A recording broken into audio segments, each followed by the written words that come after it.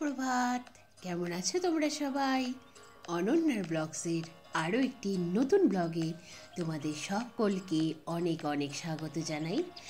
আজ মঙ্গলবার, সকাল এখন 7:30 মতো বাজে। ঘুম থেকে উঠে দেখছি আকাশ মেঘলা, কিন্তু বৃষ্টি হচ্ছে না। কিন্তু আমাদের বাড়ির কারিপাতার গাছটি এইভাবে হেলে পড়েছে পাঁচিলের ওপরে, শুধুমাত্র বৃষ্টির কারণে। এত বৃষ্টি হয়েছে, বৃষ্টির ভারে গাছটির পরিস্থিতি খুবই ভয়ানক। গাছটির একটা ব্যবস্থা করতে হবে, কারণ ওইভাবে হেলেই থাকলে তো হবে না, গাছটিকে সোজা করতে হবে। সকালে উঠেই কারিপাতার গাছটির এরকম অবস্থা দেখে মনটা খারাপই লাগছে।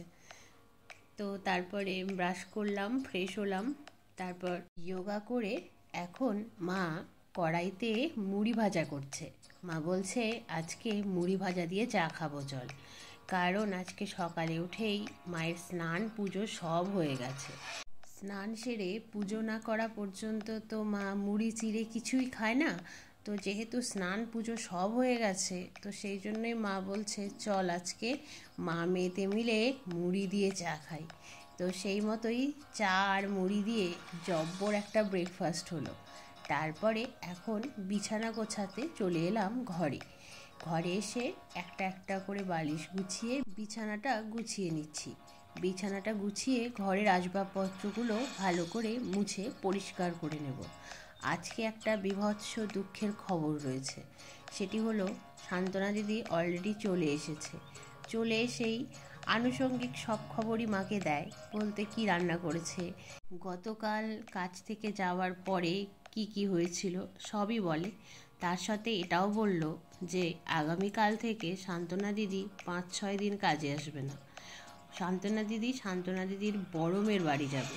সান্ত্বনা দিদির বড় মেয়ের বাড়ি মালদার যে গাজল রয়েছে, সেই গাজল থেকে ভেতরে একটা গ্রাম রয়েছে ময়না, সেখানে।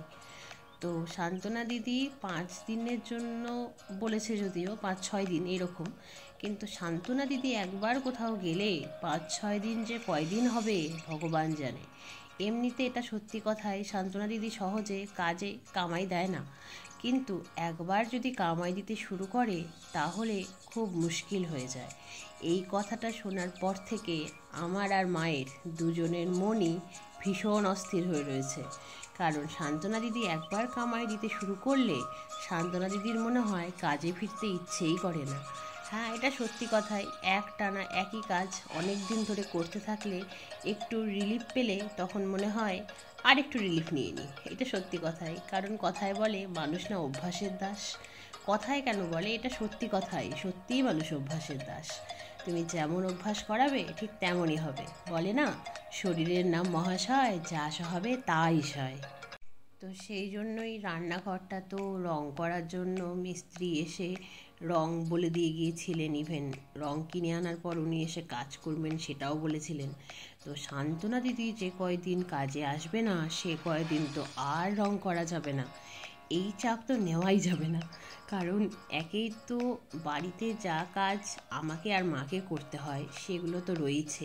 তার সাথে সান্ত্বনা দিদির যে কাজগুলো, যেগুলো সান্ত্বনা দিদি প্রতিদিন এসে করে, সেই কাজগুলো করতে হবে। আর যে ঘরে রং হবে বলতে রান্নাঘরে, সে ঘর তো জলে থলে রঙে অদ্ভুত হয়ে উঠবে, সেটাকে পরিষ্কার করতে হবে। তাই মা আর আমি ডিসিশন নিলাম, রং তো কেনা হয়নি কারণ আমি বেরোতে পারিনি বৃষ্টির জন্য। সান্ত্বনা দিদি ফিরলেই রং হবে, তারপরে বাড়িতে আসবে চিমনি। এতদিন কষ্ট করেছি, আর 5-6টা দিন তো ঠিক পারবো কাটিয়ে দিতে। রান্নার এই গ্যাস ধোয়ায় কষ্ট হওয়ার আরও একটি কারণ হলো আমার অ্যাস্থামা আছে। আমার যে কোনো তীব্র গন্ধ শুকলে অ্যালার্জেটিক প্রবলেম হওয়ার জন্য ভীষণ শ্বাসকষ্ট হয়। আর রান্নায় যখন মশলা কষানো হয় তখন একটা বীভৎস রকমের গন্ধ আসে, সেই গন্ধে আমার খুব কষ্ট হচ্ছে। সেই জন্যেই আরও চিমনিটার প্রয়োজন। এমনিতেই তো আমি অ্যাস্থামার জন্য ইনহেলার ইউজ করি।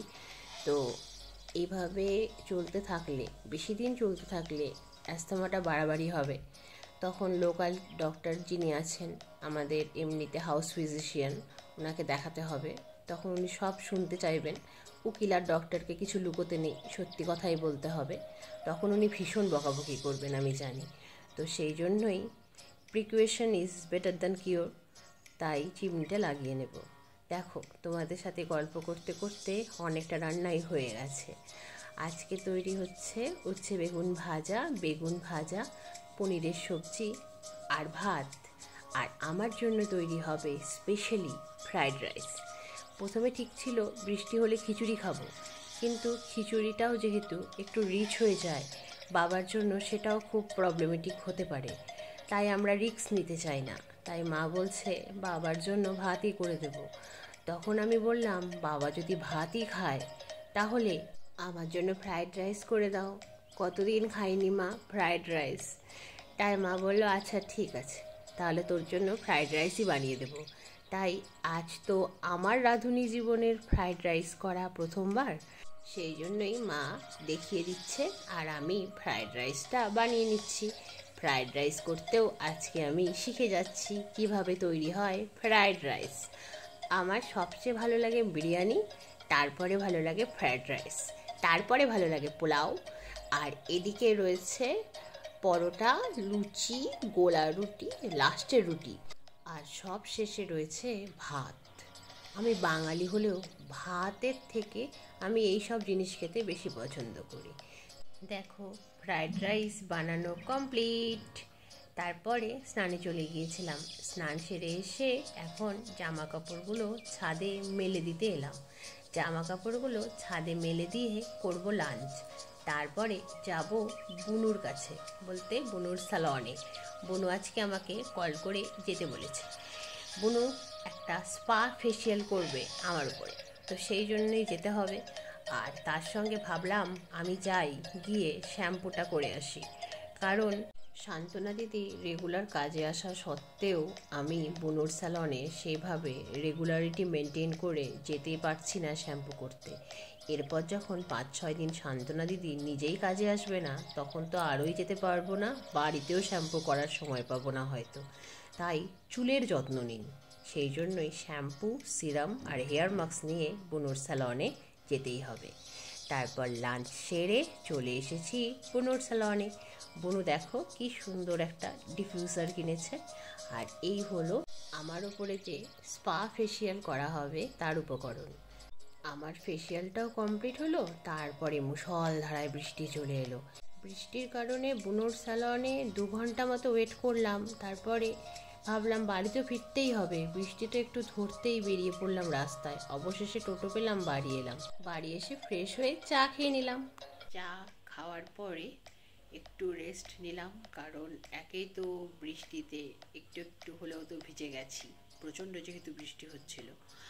আর আসার পরে তো মায়ের কাছ থেকে একটু আধটু কথাও শুনলাম। যাই হোক, তারপরে ভিডিওটা একটু এডিট করলাম, তারপরে ডিনারের টাইম হলো, ডিনার করলাম। এখন তো ঘড়ির কাঁটা 12টা পার করে গেছে, এখন শুয়ে পড়বো। তাহলে আজকের মতো আজকের ব্লগটা আমি এখানেই শেষ করছি। আবার তোমাদের সঙ্গে দেখা হবে খুব শিগগিরই অন্য একটা ব্লগে। সবাই খুব ভালো থেকো, সুস্থ থেকো, সাবধানে থেকো। আর আজকের ব্লগটা কেমন লাগলো অবশ্যই কমেন্টে জানিও। ভালো লাগলে একটা লাইক করে দিও। তোমরা যদি চাও তাহলে অনন্যার ব্লগ চ্যানেলটাকে সাবস্ক্রাইব করে দিও। তোমরা সবাই খুব ভালো থেকো, সুস্থ থেকো, সাবধানে থেকো। আজ তবে আসি, গুড নাইট, বাই বাই।